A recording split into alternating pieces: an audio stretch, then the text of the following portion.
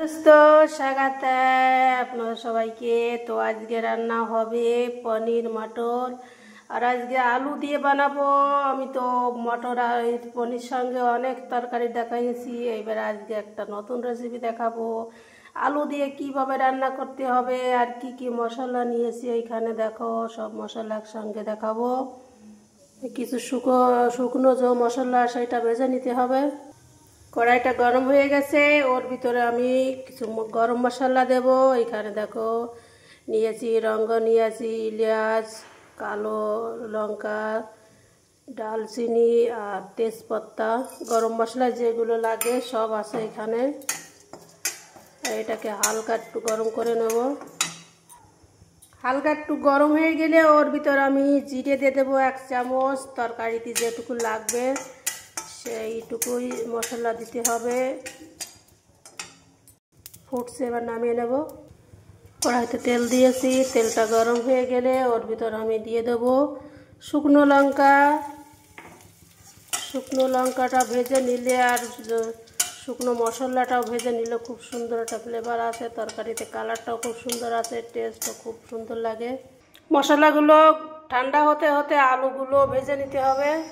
দেখো তেলের উপর দিয়ে দেবো লবণ আর হলদি, বেশি নয়, আমার আলুটা শুধু ভাজতে যেটুকু লাগবে। আর এটাকে একদম ব্রাউন কালার আসা পর্যন্ত ভাজতে হবে। আলুটা খুব সুন্দরভাবে ভাজে নিতে হবে। তা সব মশলা একসঙ্গে দেব। তা ওর ভিতরে কী কী দেবো দেখো, আদা দিয়ে দেব, রসুন, পেঁয়াজ, একটা টমেটো আর যে পনির, সেই পনিরটা ছোটো ছোটো করে কেটে পনিরটা মশলার সঙ্গে দিয়ে পেস্ট করতে হবে।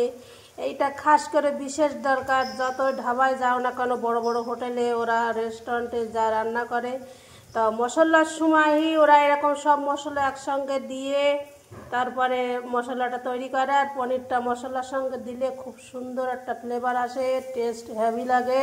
আমি যতবার পনির রান্না করেছি এরকমভাবেই আমি রান্না করি, খুব সুন্দর লাগে। এবার এটাকে মিক্সি জারে দিয়ে পিষে নেব। আলুটা ভেজে নিয়েছি, আলুটা নামিয়ে নেব।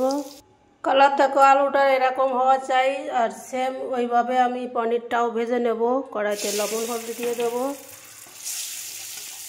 দিয়ে তারপরে পনিরটাও এরকমভাবে আমি ভেজে নেব।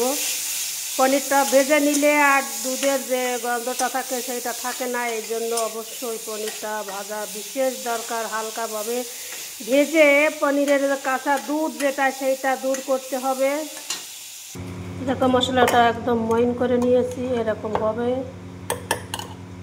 মশলা বানাতে বানাতে আমার এদিকে পনিরটা ডিমে আছে, দিয়ে আমার পনিরটাও রেডি হয়ে গেছে। দেখো এইভাবে ভেজে নেব। আর এবার এটাকে নামিয়ে নেব। কড়াইতে কোনো তেল দেব না। এই যে পনির ভাজার পরে যে এটুকু কড়াইতে লেগে আছে ওর ভিতর আমি এই মটরটা ভেজে নেব। মটরটা না ভাজলেও হয়, কিন্তু এটা স্টোর করা মটর, অনেক দিন হয়ে গেছে, একটু হালকা গরম করে নিলে ভালো হয়। আর এটাকে দিয়ে একটু নাড়ে চাড়া দিতে হবে, না হলে হবে না ঠিক মতন। দেখো হয়ে গেল।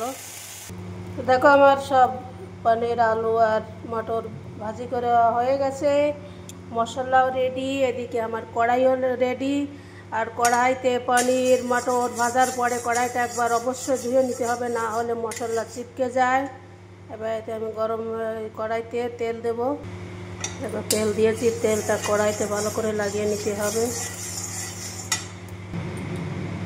জিরে দিয়ে দেব, জিরেটা ফোটার সঙ্গে সঙ্গে মশলাটা দিয়ে দেব।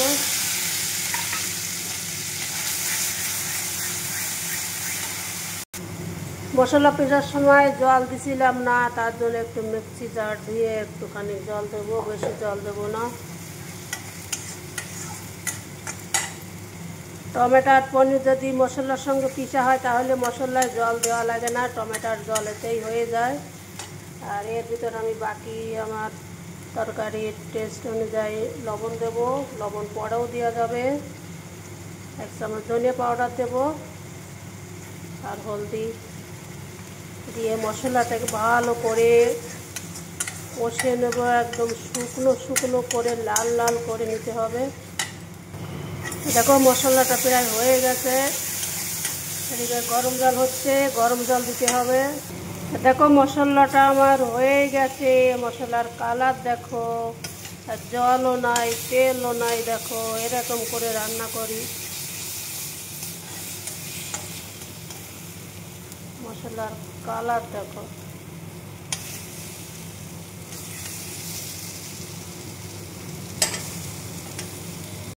তো মশলাটা আমার হয়ে গেছে। এবারে জল দিয়ে দেব, গরম জল।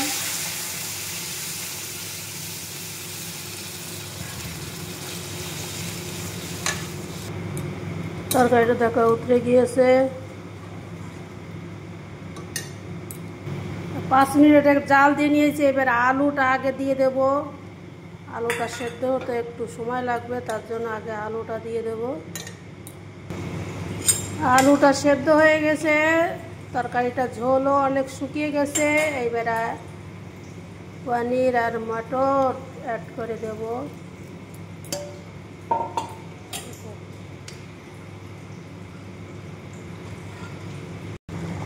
মাঝে মাঝে একটু তরকারিটা উল্টে পাল্টে দিতে হবে।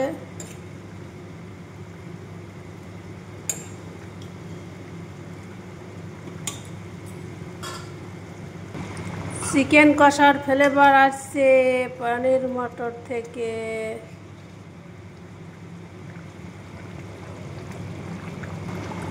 পনিরটা প্রায় হয়ে গেছে।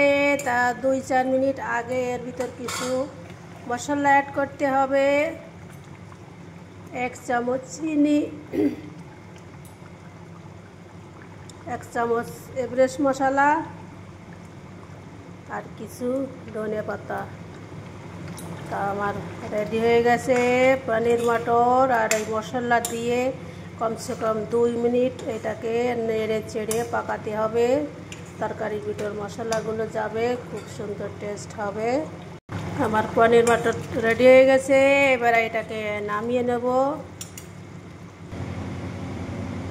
দেখো তরকারিটা রেডি হয়ে গেছে।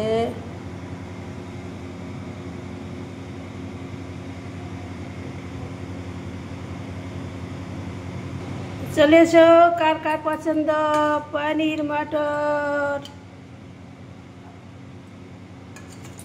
ধন্যবাদ সবাইকে ভিডিওটি দেখার জন্য। আর যদি ভিডিওটি ভালো লেগে থাকে লাইক কমেন্ট শেয়ার অবশ্যই করবে। আর এইভাবে আমার পাশে থেকো সবাই।